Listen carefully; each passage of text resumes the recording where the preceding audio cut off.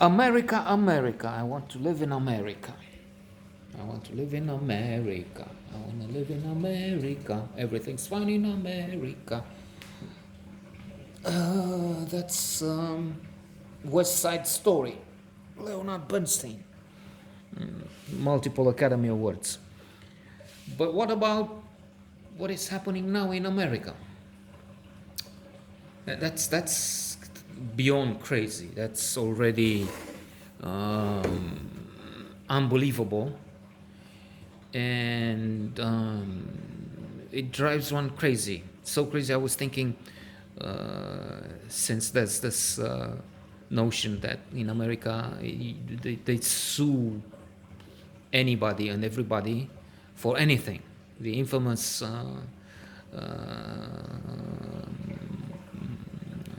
case of the woman who asked for coffee at McDonald's. The coffee is hot as it should be, as it must be, all right, for satisfied customers. And she spills it in the car or somewhere on her lap. And then she sues McDonald's because the coffee was too hot and she was injured. She suffered some hot coffee. Okay, minor burn, and that's coming up in comedies in Seinfeld, right? And on some channel here we have Seinfeld again for the 50th time or so. But it's funny, well, to see some portions of it. And the other day was we had again the episode where Kramer is suing the tobacco company, and then there's this thing with the coffee. So now tomorrow they have runoff in Georgia, and we'll see if the Democrats control the Senate. I hope they will, inshallah, because the others are really mad and so loathsome. Most of them, most of their leadership is unbelievable. It's something we used to have, well, we still have here.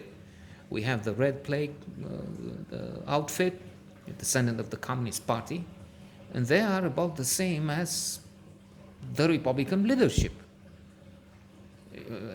Meaning by that, most of the representatives in the House, 120 and more than that, will protest the elections.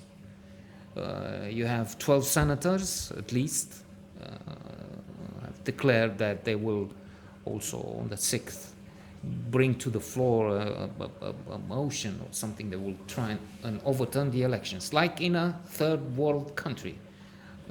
Like we used to have here. We had a dictator, Ceausescu, and now they have an American Ceausescu, the very stable genius. It's incredible to hear.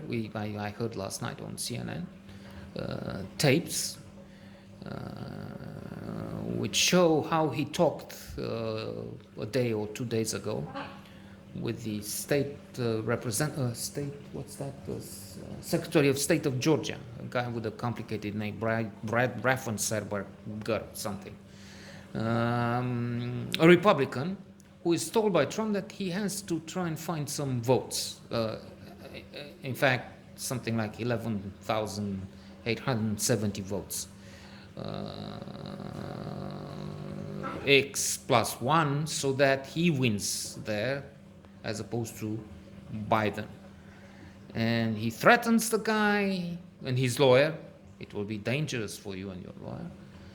And he says you're a Republican. Extortion. I was listening to commentary after the tapes, and legal experts and others were saying this is extortion and this is there's another, the chief of staff was on the phone, and it could be jail for that. I mean, Trump will pardon himself very likely. There was a commentary from the former or the present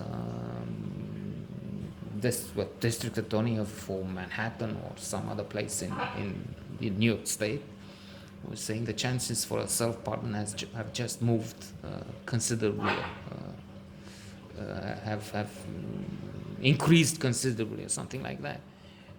The idea that with this out, leaked out, or given to the press, not leaked actually. It's the duty of a lawful, law-abiding citizen here and in America, which incredibly seems to be less of a state than less of a democracy, an inferior place to the one I'm in.